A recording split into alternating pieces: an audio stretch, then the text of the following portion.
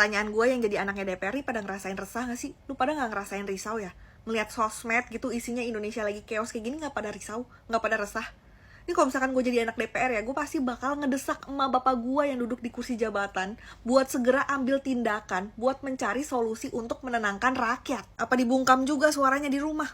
Kan gak mungkin Apa udah genetik kehilangan empatinya? Jujur gue bingung banget ya. Gue bukan provokator, juga bukan buzzer. Gue cuma rakyat biasa yang kebingungan. Karena dari kemarin sampai detik ini masih belum ada jawaban yang jelas dari pihak Dewan Perwakilan Rakyat yang katanya mewakili rakyat. Padahal rakyat itu udah kor-kor dari kemarin. Bahkan sampai ada korban jiwa ya. Dan di titik Indonesia tuh jadi chaos seperti sekarang ini pun tetap masih belum ada jawaban yang jelas.